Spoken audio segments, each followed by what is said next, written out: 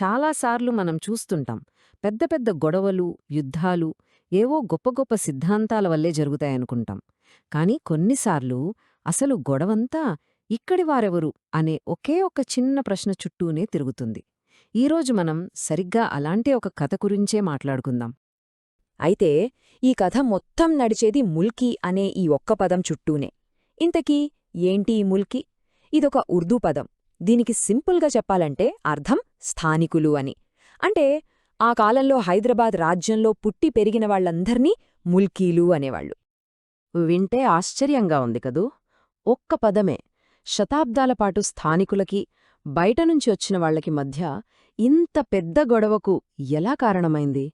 అసలీ కథ ఎక్కడ మొదలైందో ఇప్పుడు చూద్దాం. ఇదేదో చిన్న చిన్న అభిప్రాయ భేదాలు, ఆస్తి గొడవలు అనుకుంటే పొరపాటే. ఈ ముల్కీ సమస్య ప్రాణాలను బలికోంది. ఏకంగా రాజ్యాల భవిష్యత్తునే తలకిందులు చేసింది. ఒక్కసారి చరిత్ర చూస్తే ఒక ఆసక్తికరమైన విషయం కనిపిస్తుంది. చూడండి, 1481లో గవాన్ అనే ఒక నాన్ ముల్కీ, అంటే బయటి వ్యక్తి, ప్రధానమంత్రిని హత్యచేశాడు. దాని తర్వాతేమైంది? బహమణీ రాజ్యం కుప్పకూలింది. మళ్లీ దాదాపు 200 ఏళ్ల తర్వాత 1674లో ఈసారి మాదన్నా అనే ఒక ముల్కీ ప్రధానమంత్రిని హత్యచేశారు. ఫలితం కుతుబ్షాహీ వంశం పతనం మొదలైంది. సో ఎప్పుడు ఉద్యోగాల విషయంలో స్థానికులకి బయటివారికి మధ్య గొడవలు తారస్థాయికి చేరాయో అప్పుడు ఏకంగా రాజ్యాలే కూలిపోయాయి. సరే, ఆ తరువాత నిజాంలొచ్చారు, అంటే అసఫ్జాహీ వంశం. వాళ్ల కాలంలో ఏమైందంటే ఉత్తర భారతదేశం నుంచి చాలా మంది వలస రావడం మొదలుపెట్టారు. మరి వాళ్లంతా ఎందుకొస్తున్నారు? ఇక్కడి ఉద్యోగాల కోసమే. దీంతో అప్పటికే ఉన్న ఈ సంఘర్షణ ఇంకా పెద్దదైపోయింది. ఈ విభజన, ఈ గొడవ కేవలం ఉద్యోగాల దగ్గరే ఆగిపోలేదు. అది భాష మీద కూడా పడింది. అప్పటి అధికార భాష ఉర్దూలోనే 2 వర్గాలు ఏర్పడ్డాయి. ఒకటి బయటనుంచి వచ్చిన వాళ్లు మాట్లాడే ఉత్తర ఉర్దూ, రెండోది ఇక్కడి స్థానికులు మాట్లాడే దక్కనీ ఉర్దూ. మరి ప్రభుత్వం దేనికి ప్రాధాన్యత ఇచ్చింది? బయటనుంచి వచ్చిన వాళ్ల భాషకే. స్థానిక దక్కనీ ఉర్దూని ఒక రకంగా పక్కన పెట్టేశారు. సరే, పరిస్థితి ఇలా చేదాటిపోతుంటే అప్పటి పాలకుడైన నిజాం ఊరికే కూర్చోలేదు. ఈ సంక్షోభాన్ని పరిష్కరించడానికి ఆయన కొన్ని అధికారిక ఉత్తర్వులు జారీ చేశారు. అసలాయన ఏం చేయడానికి ప్రయత్నించారో ఇప్పుడు చూద్దాం. అదంతా జరిగింది 1886లో. అప్పుడు ప్రభుత్వం ఒక లిస్టు విడుదల చేసింది, ప్రభుత్వ ఉద్యోగాలు ఎవరెవరు చేస్తున్నారని. ఆ లిస్టు చూసి ముల్కీలు, అంటే స్థానికులు, అక్షరాల షాక్కయ్యారు. ఎందుకంటే వాళ్ల భయాలన్నీ నిజమయ్యాయి. ప్రభుత్వ ఉద్యోగాల్లో సింహభాగం బయటి వాళ్లకే దక్కాయని ఆ లిస్టు తేల్చేసింది. ఈ పరిస్థితి చూసి నిజాం వెంటనే ఒక ఫర్మానా జారీ చేశారు. ఫర్మానా అంటే అధికారిక ఉత్తర్వు. అది చాలా స్పష్టంగా చెప్పింది, నిజాం రాజ్యంలోని ఉద్యోగాలు కేవలం ముల్కీలకే ఇవ్వాలి అని. చూడ్డానికిది చాలా గట్టి నిర్ణయంలాగే అనిపించింది. కాని మనకు తెలుసుకదా, ఏ చట్టమైనా అది ఎంత బాగా అమలవుతుందనే దానిమీదే ఆధారపడి ఉంటుంది. ఇక్కడే అసలు సమస్య మొదలైంది. ఈ అధికారిక ఉత్తర్వులో కూడా లొసుగులు బయటపడ్డాయి. ఆ ఫర్మానా జారీ చేసినా కూడా పరిస్థితి ఏమాత్రం మారలేదు. బయటివాళ్ళో ఉద్యోగాలు సంపాదించడం ఆగలేదు.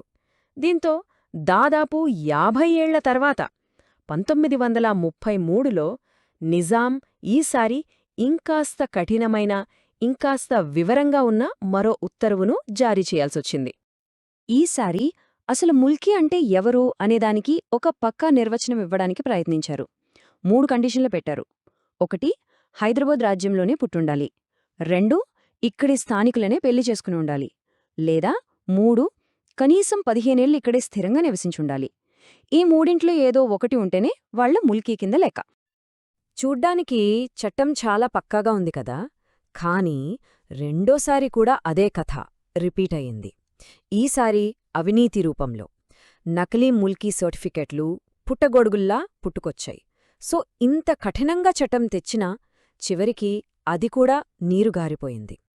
మరి నిజాం కాలంలో ఈ ఉద్యమం అనుకున్నది సాధించలేకపోయింది. కాని దాని కథ అక్కడితో అయిపోలేదు. ఆ ఉద్యమ స్ఫూర్తి, ఆ జ్ఞాపకం రాబోయే తరాలకు ఒక పెద్ద రాజకీయ శక్తిగా మారింది. అవును, అప్పట్లో వాళ్లు అనుకున్న లక్ష్యాలు నెరవేరలేదు. కాని ఆ చారిత్రక ముల్కీ పోరాటమే భవిష్యత్తులో జరగబోయే ఎన్నో ఉద్యమాలకు ఒక ఊపిరిగా, ఒక ప్రేరణగా నిలిచింది. న్యాయం కోసం, స్థానిక హక్కుల కోసం పోరాడాలంటే ముల్కీ ఉద్యమం ఒక పెద్ద ఉదాహరణగా మారింది. ఈ వారసత్వం ఎలా ముందుకు వెళ్ళిందో చూడండి. 1952లో హైదరాబాద్ రాజ్యంలో జరిగిన ముల్కీ ఆందోళనకు ఇదే స్ఫూర్తి.